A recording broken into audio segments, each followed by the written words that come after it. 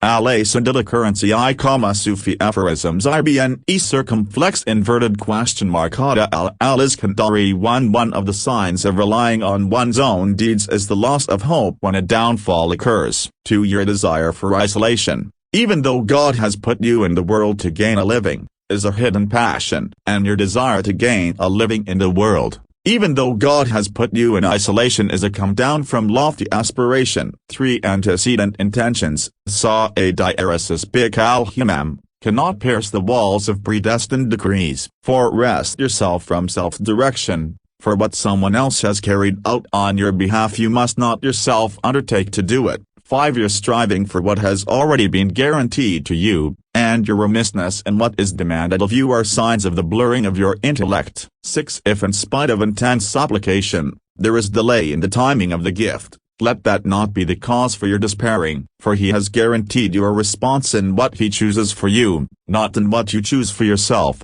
and at the time he desires, not the time you desire. Ibn ḥaṭā al-middle. Sufi aphorism 7 If what was promised does not occur, even though the time for its occurrence had been fixed, then that must not make you doubt the promise, otherwise your intellect will be obscured and the light of your innermost heart extinguished. 8 If he opens the door for you, thereby making himself known, pay no need if your deeds do not measure up to this, for, in truth, he has not opened it for you but out of a desire to make himself known to you. Do you not know that he is the one who presented the knowledge of himself to you, whereas you are the one who presented him with deeds? What a difference between what he brings to you and what you present to him. 9 Actions differ because the inspirations of the states of being differ. 10 Actions are lifeless forms, but the presence of an inner reality of sincerity. Sir Allāh diaresis a superscript 1 pound. Within them is what endows them with life-giving spirit. 11 Bury your existence in the earth of obscurity, for whatever sprouts forth, without having first been buried, flowers imperfectly. 12 Nothing benefits the heart more than a spiritual retreat wherein it enters the domain of meditation. Mayday diaresis and fikra. 13 How can the heart be illumined while the forms of creatures are reflected in its mirror? Or how can it journey to God while shackled by its passions? Or how can it desire to enter the presence of God while it has not yet purified itself of the stain of forgetfulness? Or how can it understand the subtle points of mysteries while it has not yet repented of its offenses? 14 The cosmos is all darkness. It is illumined only by the manifestation of God in it. Whoever sees the cosmos and does not contemplate him in it or by it or before it or after it is in need of light and is veiled from the sun of gnosis by the clouds of created things. 15 That which shows you the existence of his omnipotence is that he veiled you from himself by what has no existence alongside of him. 16 How can it be conceived that something veils him, since he is the one who manifests everything? How can it be conceived that something veils him since he is the one who is manifest through everything? How can it be conceived that something veils him, since he is the one who is manifest in everything? How can it be conceived that something veils him, since he is the manifest to everything? How can it be conceived that something veils him, since he was the manifest before the existence of anything? How can it be conceived that something veils him, since he is more manifest than anything? How can it be conceived that something veils him, since he is the one alongside of whom there is nothing? How can it be conceived that something veils him, since he is nearer to you than anything else? How can it be conceived that something veils him, since, were it not for him, the existence of everything would not have been manifest? It is a marvel how being has manifested in non-being, and how the contingent has been established alongside of him who possesses the attribute of eternity. 17 He who wishes that there appear, at a given moment, other than what God has manifested in it, has not left ignorance behind at all. 18 Your postponement of deeds till the time when you are free is one of the frivolities of the ego. 19 Do not request him to get you out of a state so as to make use of you in a different one, for, were he to desire so, he could make use of you as you are, without taking you out. 20 Hardly does the intention of the initiate want to stop at what has been revealed to him, then the voices of reality call out to him, that which you are looking for is still ahead of you. And hardly do the exterior aspects of created beings display their charms, then their inner realities call out to him, we are only a trial, so disbelieve not. 21 Your requesting him is suspecting him. Your seeking him is due to your absence from him. Your seeking someone else is because of your immodesty toward him. Your requesting someone else is on account of your distance from him. 22 Not a breath do you expire, but the decree of destiny makes it go forth. 23 Do not look forward to being free of alterations, 1 For that is indeed what cuts you off from vigilant attention to him in that very state he has assigned to you. 24 So long as you are in the world, be not surprised at the existence of sorrows, for, truly, it manifests nothing but what is in keeping with its character or its inevitable nature. 25 No search pursued with the help of your Lord remains at a standstill, but any search pursued by yourself will not be fruitful. 26 Among the signs of success at the end is the turning to God at the beginning. 27 He who is illumined at the beginning is illumined at the end. 28 Whatever is deposited in the invisible world of innermost hearts is manifested in the visible world of phenomena. 29 What a difference between one who proceeds from God in his argumentation and one who proceeds inferentially to him. He who has him as his starting point knows the real as it is, and proves any matter by reference to the being of its origin. But inferential argumentation comes from the absence of union with him. Otherwise, when was it that he became absent that one has to proceed inferentially to him? Or when was it that he became distant that created things themselves will unite us to him? 30 Those who are united with him, let him who has abundance spend out of his abundance. Those who are voyaging toward him,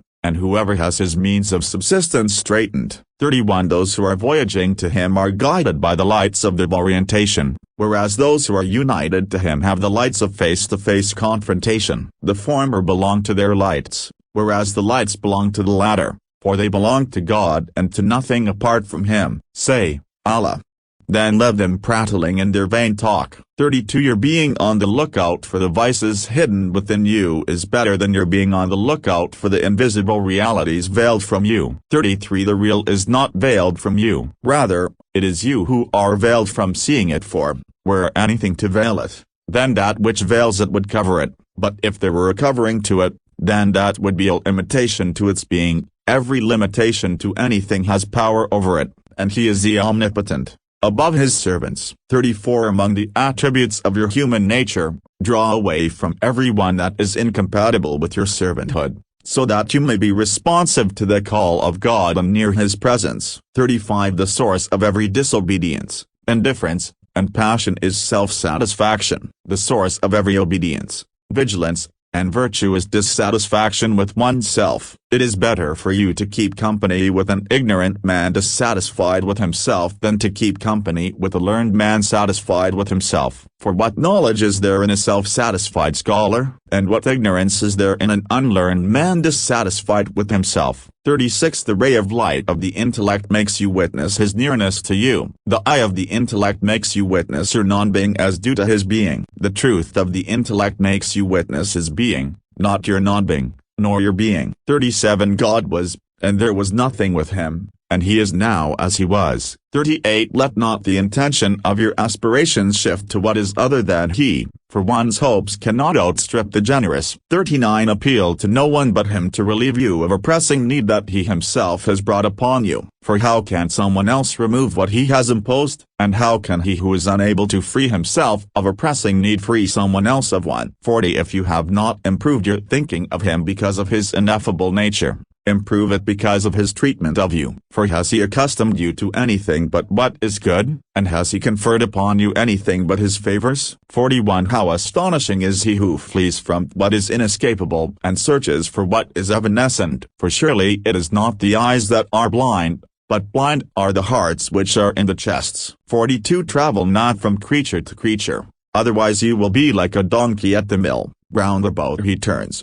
his goal the same as his departure. Rather, go from creatures to the Creator, and that the final end is unto thy Lord. Consider the prophet's words, God bless him and grant him peace. Therefore, he whose flight is for God and his messenger, then his flight is for God and his messenger, and he whose flight is for worldly gain or marriage with a woman, then his flight is for that which he flees to. So understand his words, upon him peace, and ponder this matter. if you can, and peace on you. 43. Do not keep company with anyone whose state does not inspire you and whose speech does not lead you to God. 44. You might be in a bad state then, associating with one who is in a worse state, you see virtue in yourself. 45. No deed arising from a renouncing heart is small, and no deed arising from an avaricious heart is fruitful. 46. Good works are the result of good states. Good states arise from the stations wherein abide those who have spiritual realization. 47. Do not abandon the invocation because you do not feel the presence of God therein, for your forgetfulness of the invocation of Him is worse than your forgetfulness in the invocation of Him. Perhaps He will take you from an invocation with forgetfulness to one with vigilance, and from one with vigilance to one with the presence of God, and from one with the presence of God to one wherein everything but the invoked is absent, and that is not difficult for God. 48. The sign of the heart's death is the absence of sadness over the acts of obedience you have neglected and the abandonment of regret over the mistakes you have made. 49. Let no sin reach such proportions in your eyes that it cuts you off from having a good opinion of God, for, indeed, whoever knows his Lord considers his sin as paltry next to his generosity. 50. There is no minor sin when his justice confronts you, and there is no major sin when his grace confronts you. 51. No deed is more fruitful for the heart than the one you are not aware of and which is deemed paltry by you. 52. He only made an inspiration come upon you so that you would go to him. 53. He made an inspiration come upon you so as to get you out of the grip of ultradies and free you from bondage to created things. 54. He made an inspiration come upon you so as to take you out of the prison of your existence into the unlimited space of your contemplation. 55. Lights are the riding mounts of hearts and of their innermost centers. 56. Light is the army of the heart, just as darkness is the army of the soul. So when God wishes to come to the help of his servant, he furnishes him with armies of lights and cuts off from him the reinforcements of darkness and ultradies. 57. Insight, kashf, belongs to light, discernment, to the intellect, by superscript 1 pound a diaresis ra, and both progression and retrogression belong to the heart. 58. Let not obedience make you joyous because it comes from you, but rather, be joyous over it because it comes from God to you. Say, in the grace of God and in his mercy, in that they should rejoice, it is better than that which they hoard. 59. He prevents those who are voyaging to him from witnessing their deeds and those who are united with him from contemplating their states. He does that for the voyagers because they have not realized sincerity toward God and those works, and he does that for those united with him because he makes them absent from contemplating those states by contemplating him. 60. Were it not for the seeds of ambitious desire, the branches of disgrace would not be lofty. 61. Nothing leads you so much like suspicion. 1. 62. In your despairing, you are a free man, but in your coveting, you are a slave. 63. Whoever does not draw near to God as a result of the caresses of love is shackled to him with the chains of misfortune. 64. Whoever is not thankful for graces runs the risk of losing them, and whoever is thankful, fetters them with their own cords. 65. Be fearful lest the existence of his generosity toward you and the persistence of your bad behavior toward him not lead you step by step to ruin. We shall lead them to ruin step by step from whence they know not. 66. It is ignorance on the part of the novice to act improperly, and then, his punishment having been delayed, to say, if this had been improper conduct, he would have shut off help and imposed exile. Help could be withdrawn from him without his being aware of it, if only by blocking its increase, and it could be that you are made to abide at a distance without your knowing it, if only by his leaving you to do as you like. 67. If you see a servant whom God has made to abide in the recitation of litanies, or a diaresis, and prolonged his help therein, do not disdain what his Lord has given him on the score that you do not detect the signs of Gnostics on him nor the splendor of God's lovers. For had there been no inspiration, there would have been no litany, word. 68. God makes some people remain in the service of him, and he singles out others to love him. All do we aid of these as well as do thee out of the bounty of thy Lord, and the bounty of thy Lord is not limited. 69. It is rare that divine inspirations come except suddenly, and this, so that they be protected from servants claiming them by virtue of the existence of receptivity on their part. 70. Infer the presence of ignorance in anyone whom you see answering all that he is asked or giving expression to all that he witnesses or mentioning all that he knows. 71. He made the hereafter an abode to reward his believing servants only because this world cannot contain what he wishes to bestow upon them and because he deemed their worth too high to reward them in a world without permanence. 72. Whoever finds the fruit of his deeds coming quickly has proof of the fact of acceptance. 73. If you want to know your standing with him, look at the state he has put you in now. 74. When he gives you obedience, making you unaware of it because of him, then know that he has showered you liberally with his graces both inwardly and outwardly. 75. The best that you can seek from him is that which he seeks from you. 76. One of the signs of delusion is sadness over the loss of obedience coupled with an absence of resolve to bring it back to life. 77. The Gnostic is not one who, when making a symbolic illusion, finds God nearer to himself than his symbolic illusion. Rather, the Gnostic is the one who, because of his self-extinction in his being and self-absorption in contemplating him, has no symbolic illusion. 78. Hope goes hand in hand with deeds, otherwise it is just wishful thinking. 79. That which the Gnostics seek from God is sincerity in servanthood and performance of the rights of lordship. 80. He expanded you so as not to keep you in contraction, he contracted you so as not to keep you in expansion, and he took you out of both so that you not belong to anything apart from him. 81. It is more dreadful for Gnostics to be expanded than to be contracted,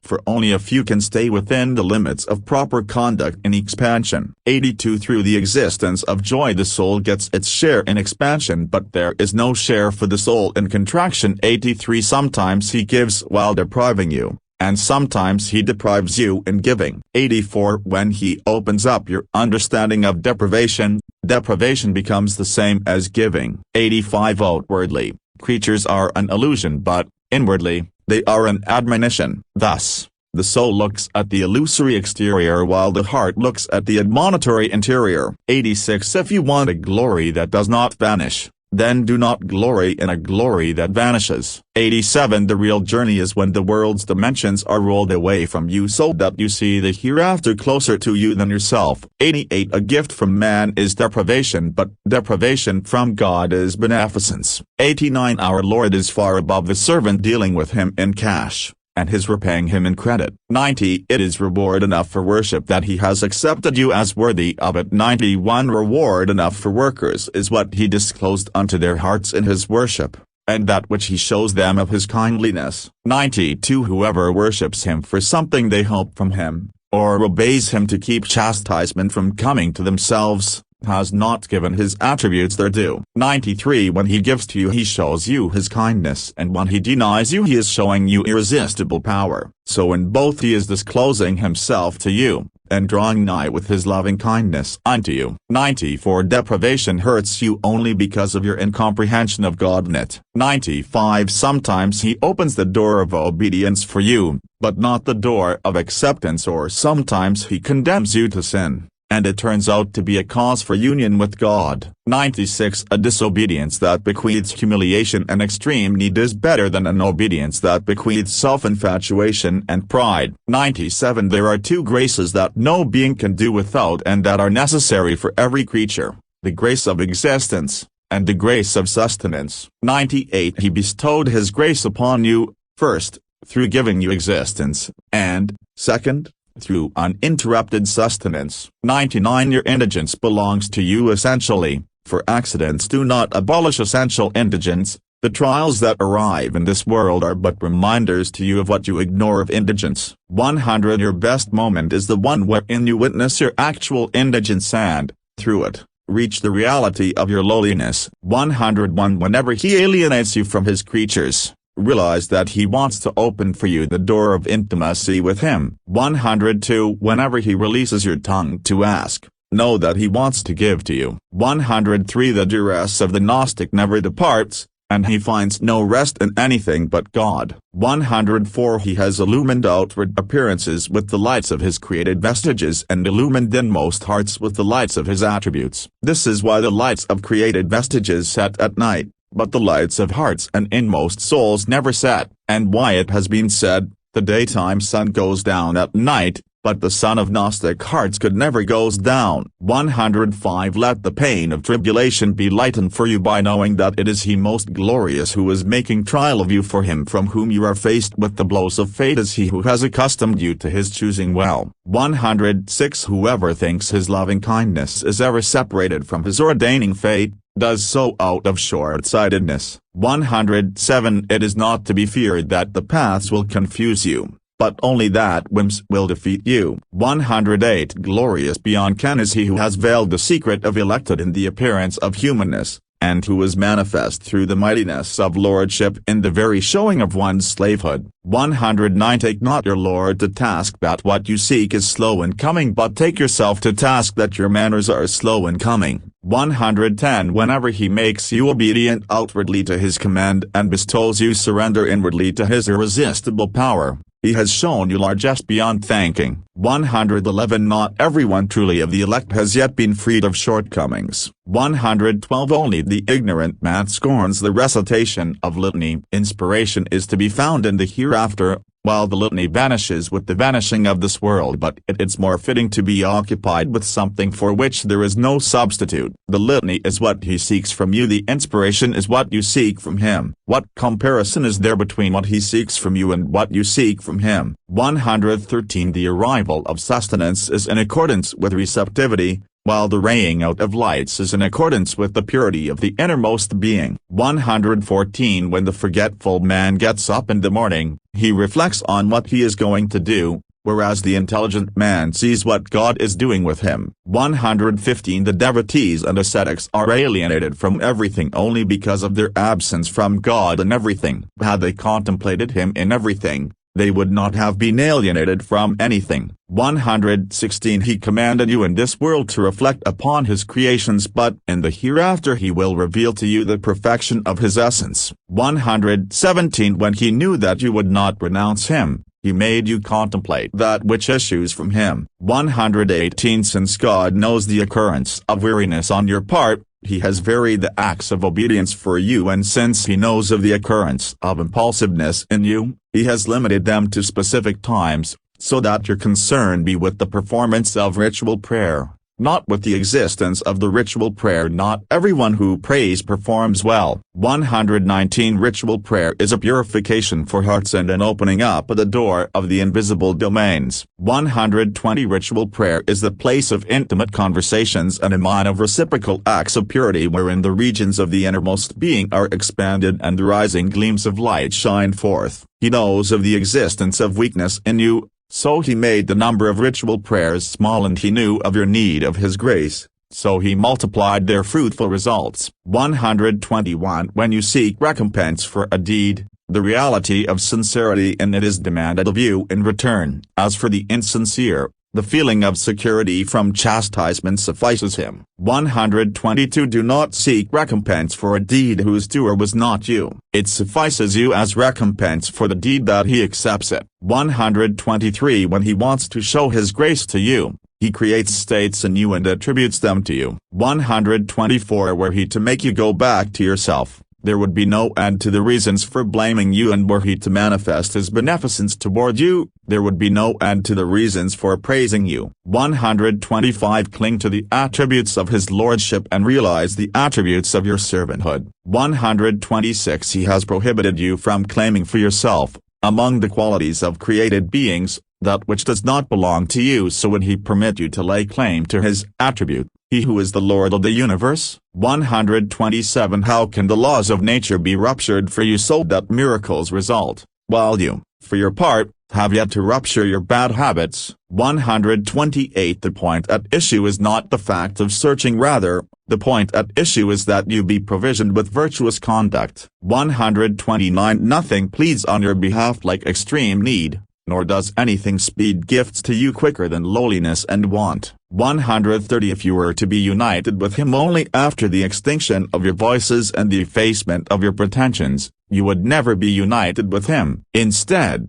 when He wants to unite you to Himself, He covers your attribute with his attribute and hides your quality with his quality, and thus he unites you to himself by virtue of what comes from him to you, not by virtue of what goes from you to him. 131 Were it not for the kindliness of his veiling, no deed would be worthy of acceptance. 132 You are more in need of his forbearance when you obey him than you are when you disobey him. 133 Veiling is of two kinds, veiling of disobedience, and veiling in it. Common people seek God's veiling in disobedience out of the fear of falling in rank among mankind. The elect seek the veiling of disobedience out of the fear of falling from the sight of God, the true King. 134 Whoever honors you honors only the beauty of his veil in you. Therefore, praise is to him who veiled you, not to the one who honored and thanked you. 135 No one is a friend of yours except the one who, while knowing your defects, is your companion,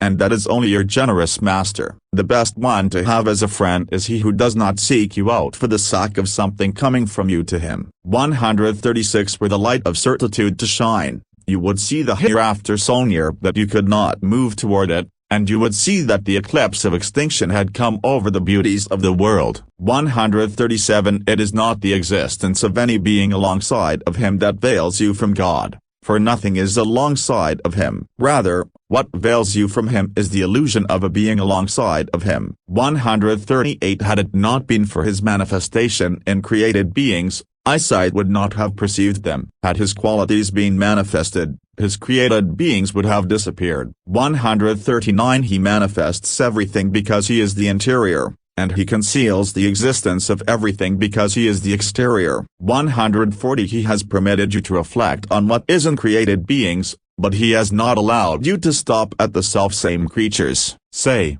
behold what is in the heavens and the earth. Thus, with his words, behold what is in the heaven. He has opened up the door of instruction for you. But he did not say, behold the heavens, so as not to lead you to the mere existence of bodies. 141 The universe is permanent through his making it permanent, and it is annihilated by the unity of his essence. 142 People praise you for what they suppose is in you, but you must blame your soul for what you know is in it. 143 When the believer is praised, he is ashamed before God that he should be lauded for an attribute he does not see in himself. 144 The most ignorant of all people is the one who abandons the certitude he has for an opinion people have. 145 When he lets praise of you burst forth, and you are not worthy of it, praise him for what he is worthy of. 146 When ascetics are praised, they are contracted, for they witness the praise as coming from mankind. But when Gnostics are praised,